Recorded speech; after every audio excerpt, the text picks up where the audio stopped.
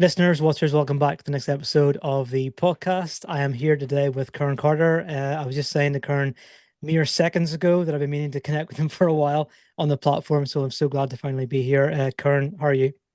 I'm doing well, and I'm glad to be here too. Same. I've been watching you as well, so it's a good time to connect. Thanks, man. Brilliant. So let's start off. Just again, people probably know who you are already because you've been writing on the platform for a while. Your stuff's awesome. If they don't know who you are, can you tell us a bit about yourself? So, where are you from? What do you do? Uh, Go for it. Tell us all about yourself.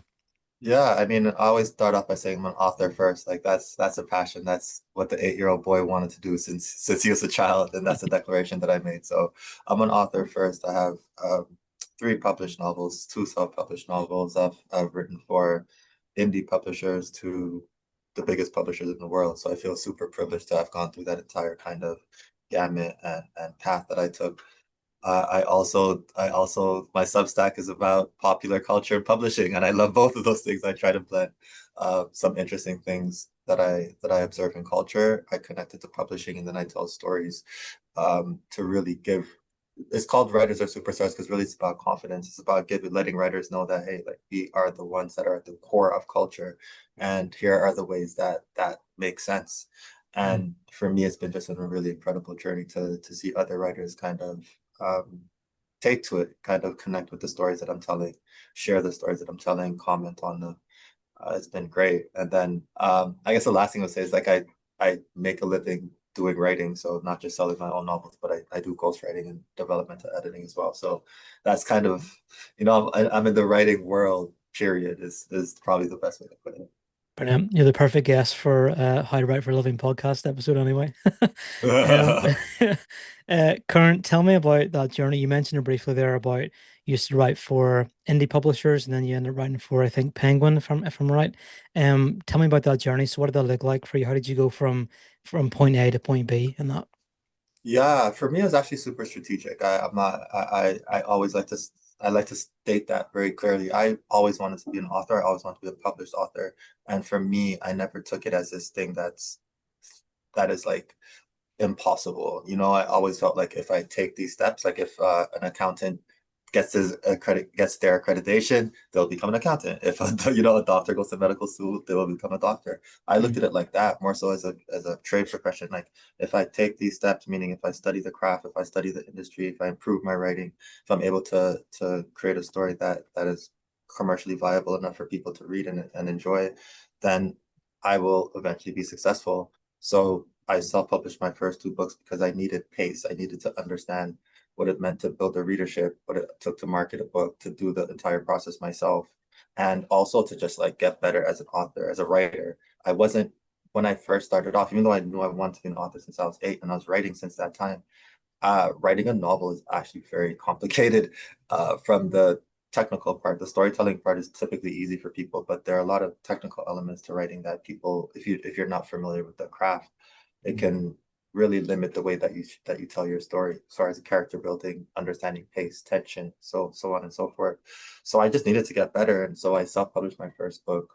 Felt really good about it. It was a novella because I didn't have the skill I felt like to write a full novel at that point. Then my second self-published book was an actual novel, and then from there I felt like ready and I wanted to be published. So I set off on a publishing journey. I went to get an agent, got an agent. My first contract was with an indie publisher here in Canada named Cormrat, which I really, really love. Like they're incredible because they're the first ones to really acknowledge my talent, other than my agent, like the first publisher to be like, all right, like we will give you money for your book, Mm. which for me was a huge confidence builder. And then after that, it was like Penguin and Scholastic, and now I'm writing follow-up books or different books for both of those publishers. So it's been a journey. It's been a journey. Nice, so exciting.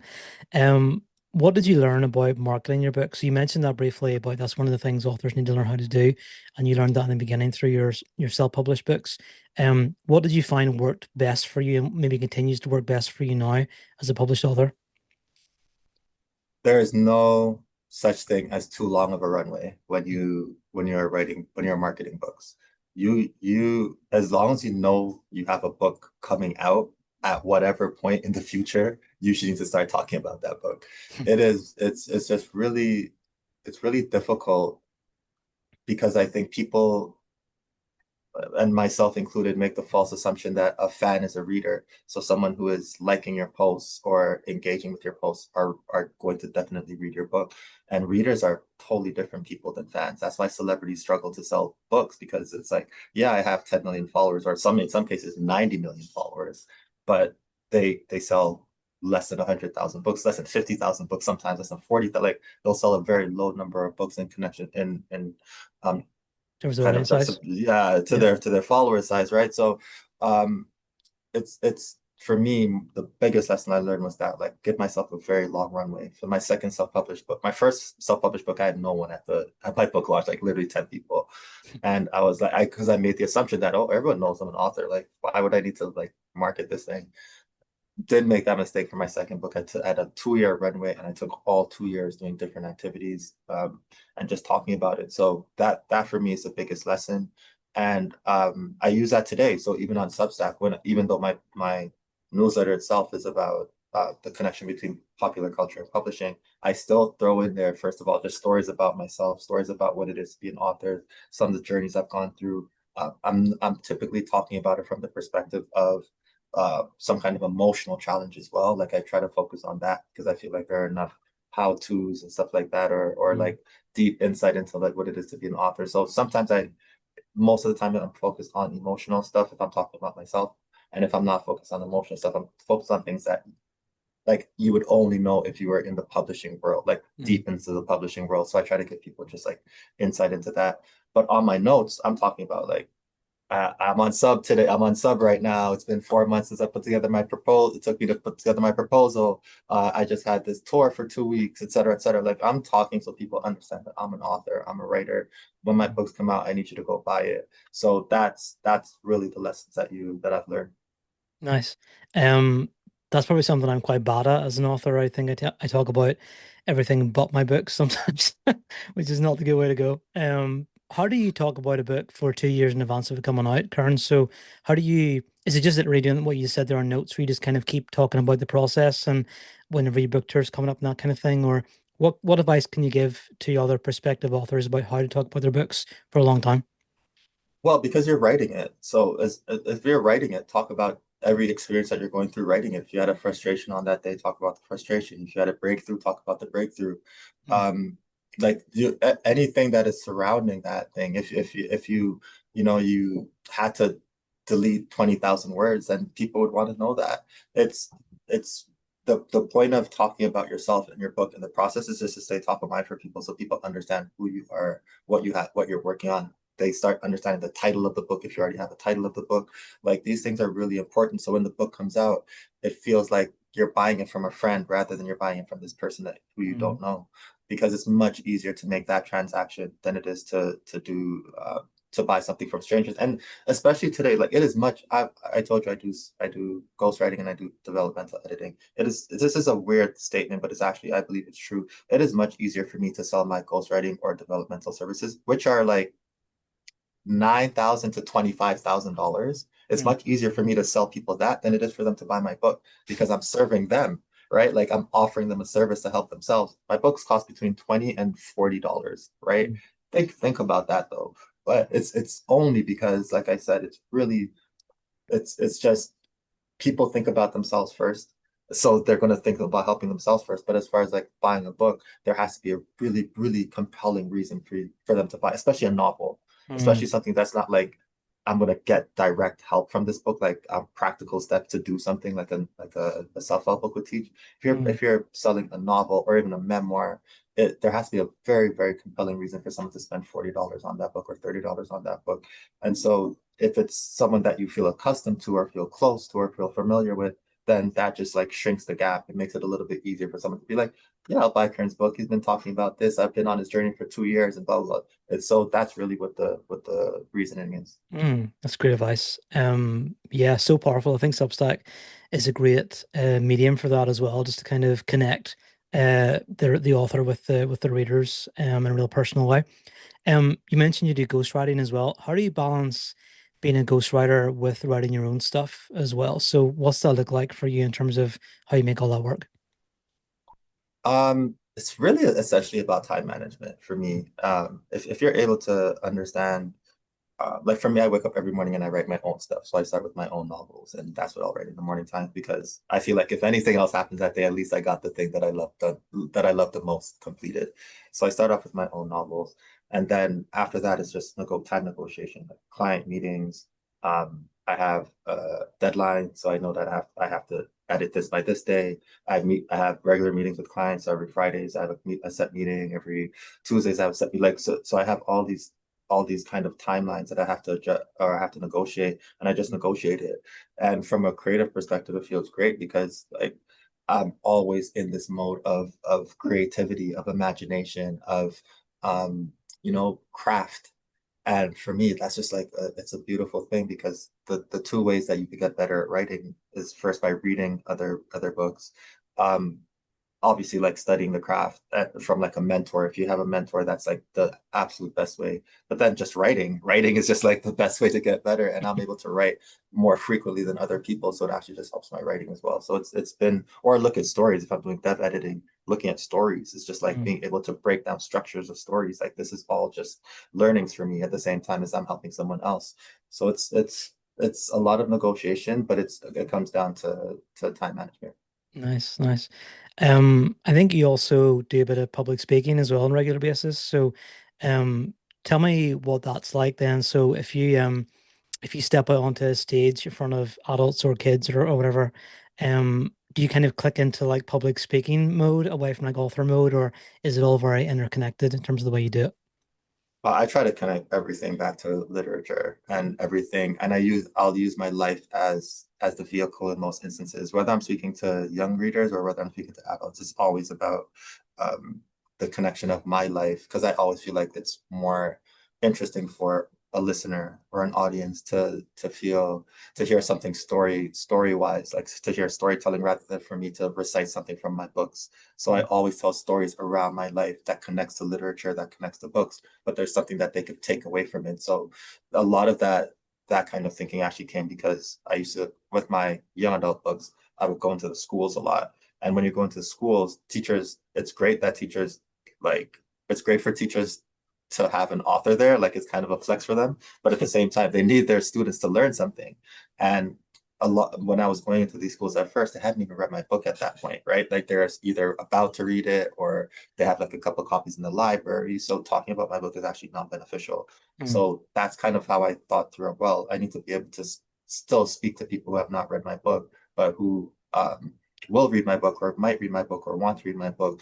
And what can they take away from it? So I started structuring these speeches or these workshops around um, periphery things, Yep. but still connected to literature. It's definitely still connected to my life and in some way connected to my books. Nice. Um, do you prefer to do those workshop sessions with adults or with young people? Ah, the question. That's such a good question. So I prefer to just speak to young people. Doing workshops with young people, depending on the age, it gets a little hectic and messy. It's always fun, but I prefer to just speak. If I could just speak, I feel like I get something more from it, or they get something more from it. With adults, I prefer either. I would speak or do a workshop, and I love the questions that they're able to, like you could see it formulating in their mind, or and the conversations that we have are much different. That said, though, I just went on a short tour here. I was in Manitoba, which is our neighbor province here in Ontario, and then I was in Quebec, which is a neighbor to the other side of the province that I'm in here in Ontario. And it was just like it was mostly some universities, but it was or and some bookstores. So it's like the full gamut. I got like adult, young adult, like it's a full gamut of the books that I write.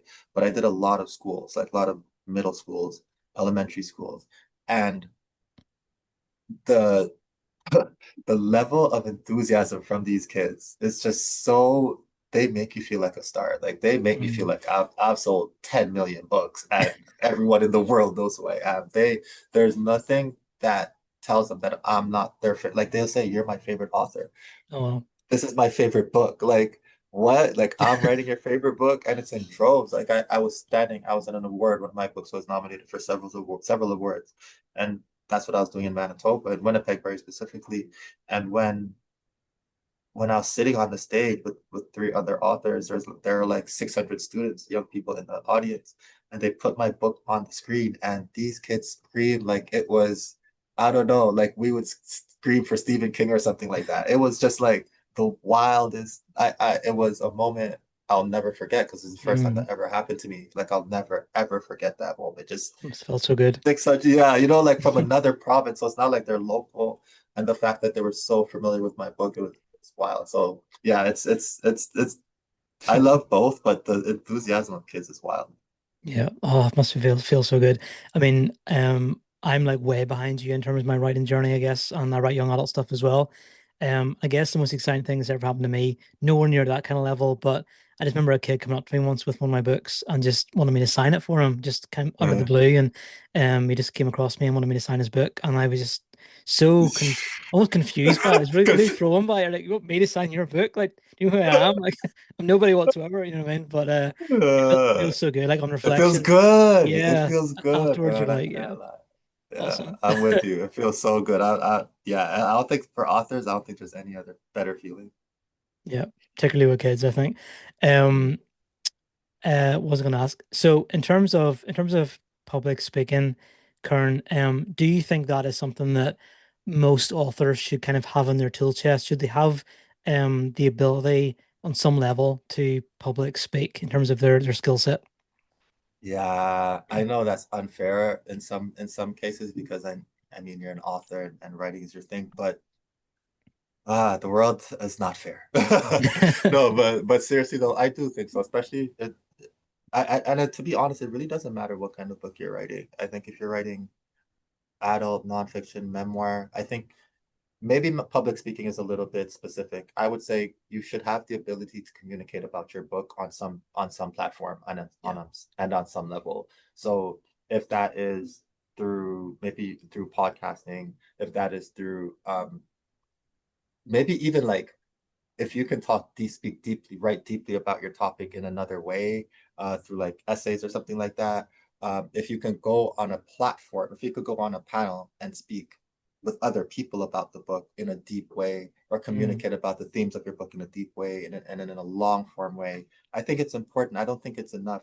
If I'm prefacing all of this. I'm saying all this, but the preface to all of this is if you want to sell books, mm, right? Like every author has different goals, but I'm speaking about authors who want to sell books. And if you want to sell books, you must be able to communicate the themes of your book, the and who you are in some public forum. And there are very few authors who can get away with it. Like Sally Rooney doesn't do interviews at this point, but mm. she used to, right? Like, and even she wasn't like allergic to it. Like she had to do it as well. So I don't think it's possible, or it's very unlikely that you'll be able to do really well without being able to speak on some kind of platform.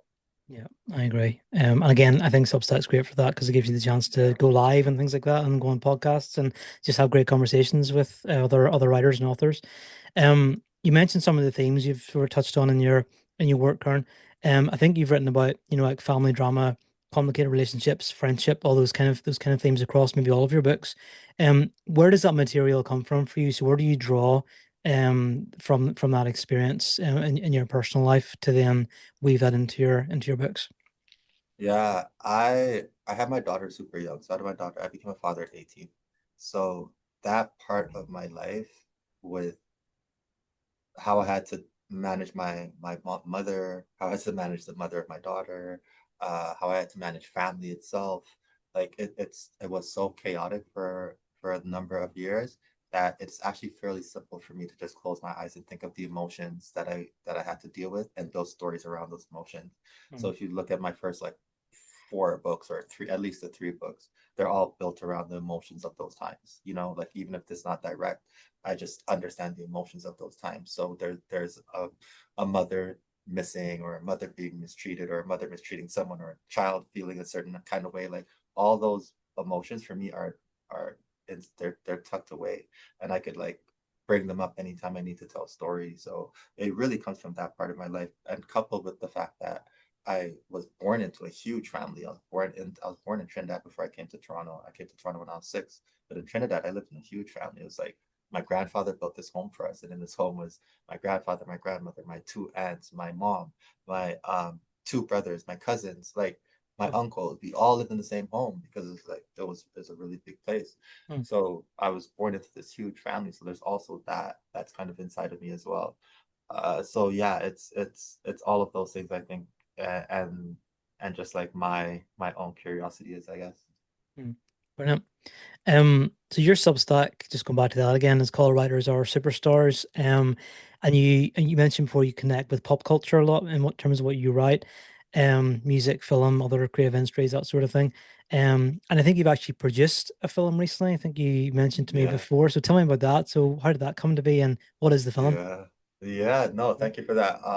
So I produced a film called Directionless, and you know, I didn't necessarily have this thought of going into film, but it seemed like a natural kind of progression, and it was more like opportunistic, if I'm being honest, because when I was when I when I was like I felt settled in novel writing, meaning like I had a couple contracts and stuff like that. And it's not like I had blown up and sold a bunch of books yet, but I just felt at least like, all right, I'd accomplished this. I started looking at other things, and film just kind of popped up.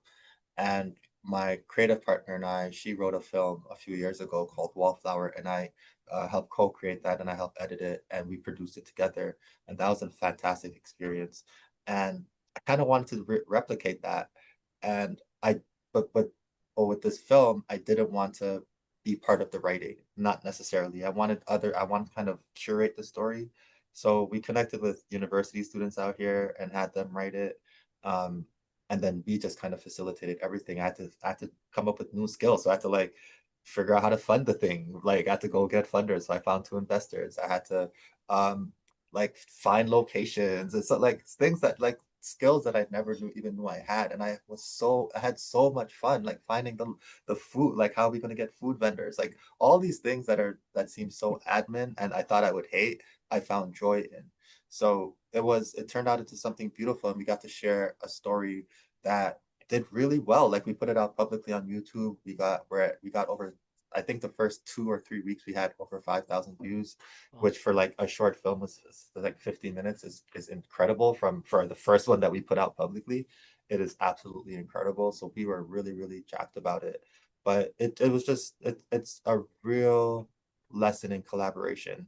You know, Yeah. writing is this like super chill thing where, you write, I should say super chill, but super like alone kind of thing where you do most of it by yourself and then you eventually work with an editor, but most of the process is done by yourself. And Mm. film is opposite. Like you have to have camera people, and even on a small set, like this budget for this film was like 13,000 for production budget. And you have 20 people on set, 30 people on set for like a what like 1 day shoot. So it's so collaborative that it's just a different muscle, and I feel energized by it in ways that I feel different from novel writing. So it's been great. It's been greit. But yeah, Directionless is it's on YouTube right now if anyone wants to see that. Awesome. I'll put the link to it in the show notes at the end. People can watch it. How would you feel, Kern, if one of your novels got turned into a movie or a TV show someday? How would that feel? Oh, don't let me lose my mind right now. I would legit lose my mind. I'm not even lying to you, David. I would lose my mind. I'm actually so I won a contest though. Here's the thing. I won a book to film adaptation contest for my first published novel called Boys and Girls Screaming. And Oh, I'm going through the process of putting it like there's some things I have to submit before we could start actually start putting it out to producers and networks. But I that's this could happen. Like this year, you might see me make an announcement on Substack that my film has been greenlit or maybe just purchased or whatever the situation is, and I will be losing it. I promised myself I would never dance on camera because I hate dancing, but I would you'll be dancing. back out of that promise and I would dance on camera for everybody and I'll put it on TikTok. Like, oh Brilliant. shoot. Hold on, just plug that. You're okay. Yeah, I put it on TikTok. It would I'm not even playing around. So Nice. Brilliant. I'll look out for that for sure. That's awesome. Let's keep on movies for a sec. So I asked you in advance, didn't sell a segment about TV shows and movies in a minute. So I asked you what your favorite movie is, and you said The Mummy, which was a great suggestion because I love the Mummy movies. So You do? Yeah, yeah, I do. right. Yeah, of course it is. So tell me why you chose The Mummy. What's your I favorite? honestly, I have no idea. I watched it when I was young, and I just loved it. I watched it so many times. I don't word for word. I watched it the other day again. Like I watch it at least once or twice a year. And I think it's an adventure. It's funny. It's light. Brendan Fraser is actually like just brilliant. You know, like he has such a range to him, especially now. Like his movies now are much different. Mm, So I don't know. For me, it's one of those things when when you're young, when you like, you know, like you grow up with something. I just really connected to the adventure of that. And also too, I'm also very, especially growing up, I was very into ancient architecture and ancient art, mm. just ancient history in general. So I think my love for ancient history growing up, paired with just like that fun film, was it stuck to me and it's in my heart. It stuck to my heart.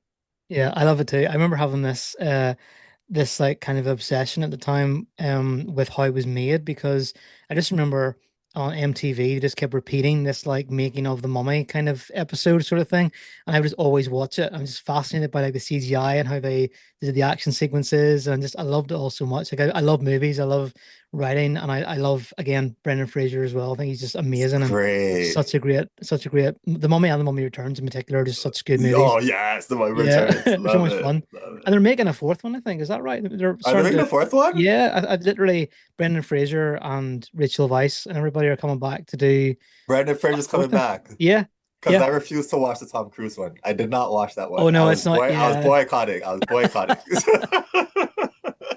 But But yeah, yeah, Brandon Fraser's coming he's back. coming I'll back. watch that. Yeah. He's Okay, I'm literally, gonna Google it after. yeah, I've seen pictures of him like in the gym, like, training to kind of like get his weight down and stuff like that so he can get more in shape for it. Yeah, I promise. Yes. Oh, I am watching that. There you Oh, you go. just made my day.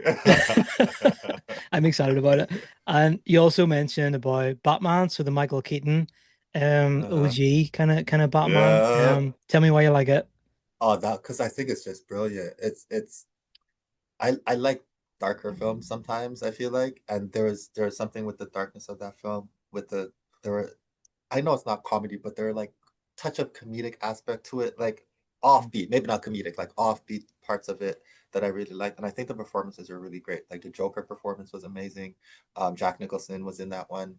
Mhm. And then Michael Keaton, I think, was like really good. I believe Michelle Pfeiffer was And the then Batman Returns, Catwoman. yeah. The Yeah. Batman Returns when she was the Catwoman. Like Danny DeVito. it, Yeah. it was just so yeah, right? Mhm. Like it was just so good. So I loved it. And there like iconic scenes that I remember. The scenes with the when he releases the gas on everybody, the Joker releases the gas on everybody. I love that scene when he's dancing and trying to like it was great. I love that movie, man. I haven't seen it for a while though. I need to watch it again one day. I Yeah. watched Batman Return. I watched the Penguin one Yeah. recently. I loved it, but I haven't watched So good. the original. Yeah, I think Batman Returns, for me, it's one of the best superhero movies ever made because there's just something about it. The vibes you talked about, the feel of it, the like Tim Burton aesthetic to the whole thing is just it's just something it can't be matched anywhere else. And Michelle Pfeiffer, I think, is the best Catwoman. Oh, by far. Yeah. Still, yeah, like Michael Keaton, still one of the best Batman. Yeah. And but you mentioned you like the Dark Knight trilogy as well, so Yeah, yeah. definitely. Yeah. Tell me what you like about that. I liked how they first of all, they found a way to make it different from the like Michael Keaton series in a way that felt more expansive. But they still kept like these really rough elements to it. So like the world that Joker was playing was part of was still rough. Mm. Um, you know, so I think and the way they shot it, I think, is one of my favorite ways that like they shot a film. Like obviously the Joker coming out of the sticking his head out the car is the scene that people remember the most. But I think even the scene where he first breaks into the party and you know like and that like the way that scene is configured the opening scene when they rob the The truck I think bank. it is the Yeah. bank yeah so like there's I feel like there are just the storytelling of it was really great because they were able to make it feel popular feel like big movie kind of big movie vibes but still keep this like really specific Batman culture vibe to it which I really appreciated. They did Mm. that in the first two like the second two Dark Knight Rises. Mm. So I think it was just brilliant work. Christopher Nolan, right, is the director for those ones, and he's really great at action, but with depth. And I Yeah, think that's how I describe it. for sure. Did you like the Batman, like the Robert Pattinson most recent one that came out? I haven't seen it. Have you not seen it? Oh, it's really good. No, is it Yeah, good? yeah, it I is get good. nervous to watch those ones. It's good though. Okay, good, good, good. It's I'll good. I'll Yeah, watch it now. I needed a recommendation first. I was a little nervous. yeah. It's like a for me, it kind of feels like a bit of an in between from like Christopher Nolan stuff and like Tim Burton stuff. There's a bit more of a Mm, gothic kind of darker. It's more like Batman as a detective, which he's supposed to kind of be in the comics. So mm, there's a lot more him just trying to solve the mystery and solve the problem and that kind of thing than just the out and out action sequences. Obviously, there's amazing yeah. action in it as well, but um, yeah, it's really good, and they're finally started making the sequel to that now as well after like several years. So I'm excited about that too. Okay, I'm gonna Yeah, watch it. I'll watch it. I'll check it out. there you go. Okay, so let's get back to writing. Just Uh, as we sort of come towards the end, because I think we could talk about Batman, for a forever. while and a movie for a while. Um, Kern, what is kind of a big misconception that you think people have about publishing? So what is something people get wrong a lot whenever they think about how to get a book published? Um, I think people misconceive that publishing is it's like almost like a final step. Like if you become published, you made it.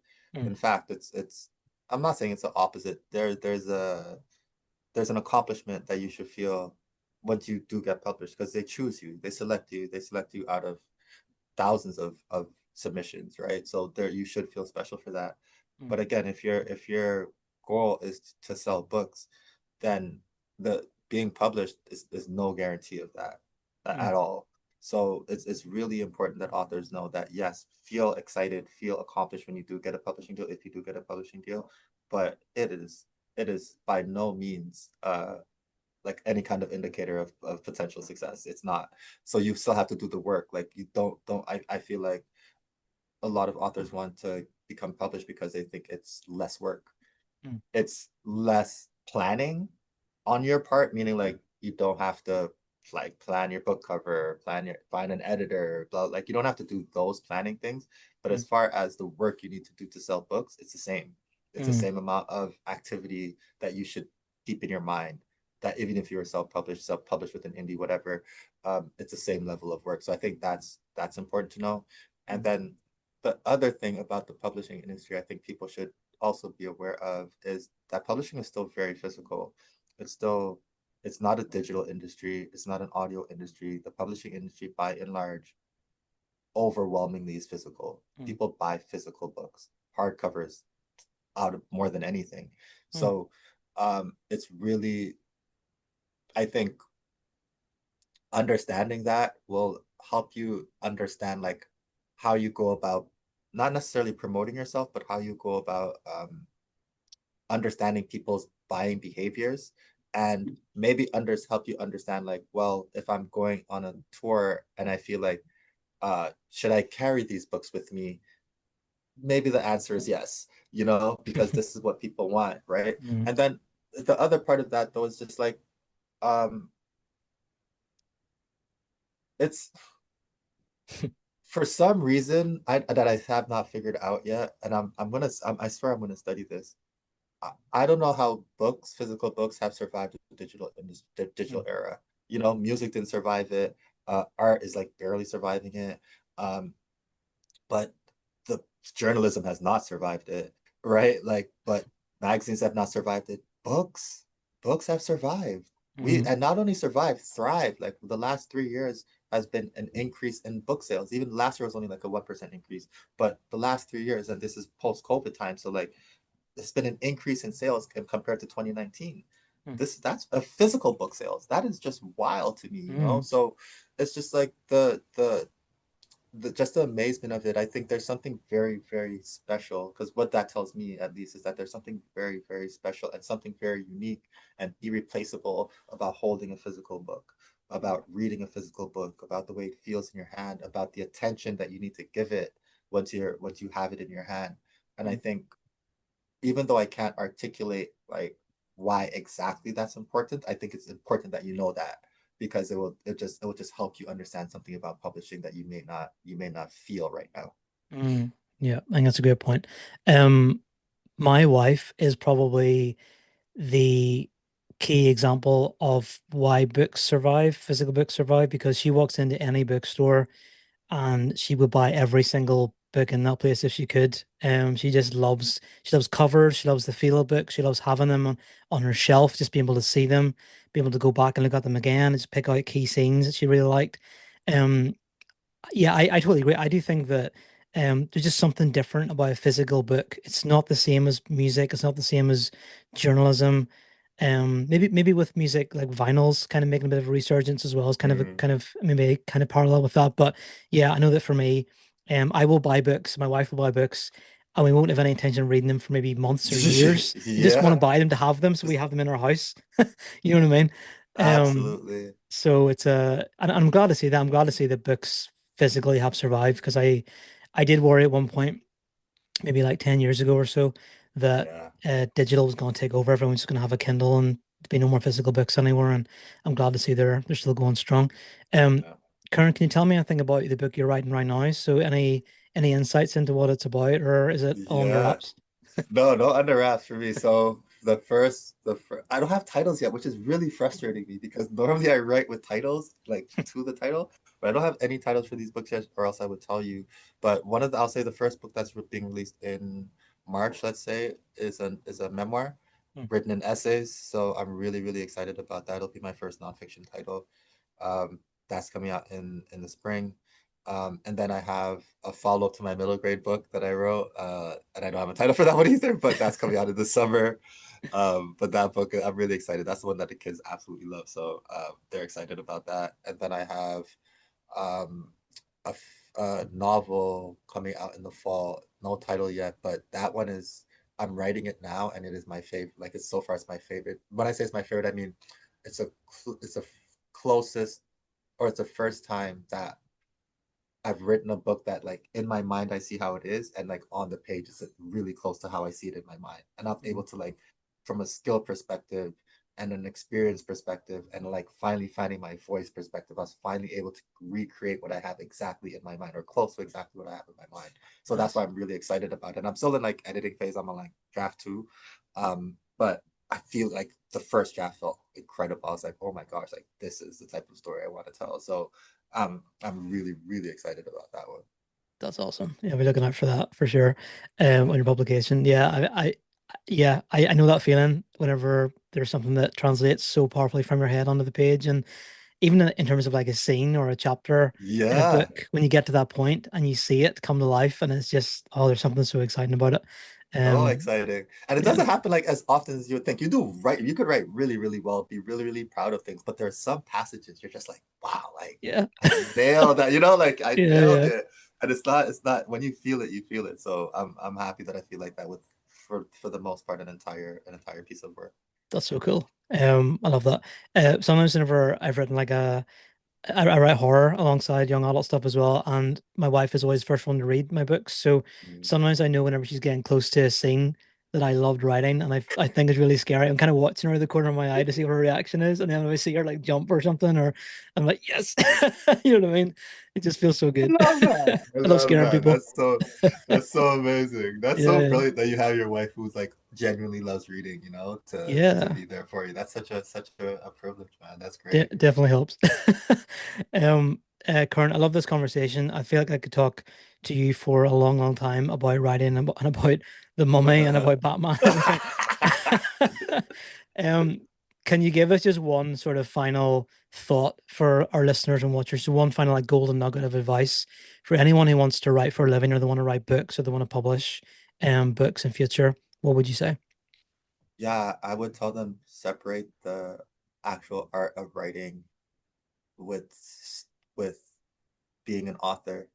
If and I don't say that to be like discouraging. What I'm saying is being an author is a job, it's a profession. It's something that is just like any other job. You have to show up, you have to like deal with deadlines, you have to deal with other people, you're gonna deal with disappointment, rejection, etc.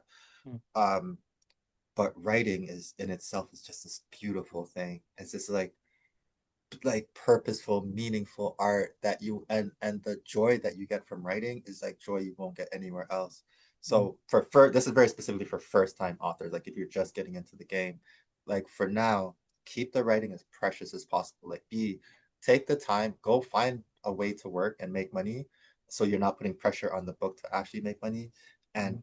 really spend time writing that first book and really like love it and don't and again, this is only very specifically for first time authors. Divorce the publishing process from the actual writing of the book. Like your job is to be the best writer possible, to tell the best story possible, write the best book possible. Period.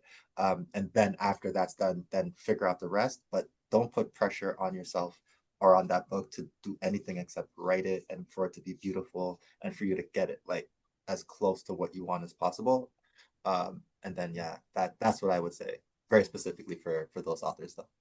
Brilliant. What a great way to finish. Karen, thank you so much. I really enjoyed this chat. I definitely want to do some Substack lives with you or something in the future and have more Yeah, of conversations about course. this kind of stuff. Definitely, definitely. And I'll link to your movie. If you could send me the link to, I'll put the link into the show notes afterwards as well, so people can check it out and to your other books and everything as well. And I'm going to be keeping a really close eye on your Substack profile over the next few weeks and months to see when your books come out and everything as well, and see what I how you talk know. about them. I know, no, I appreciate it. I Yeah, appreciate it. This was great. Thanks for having me on.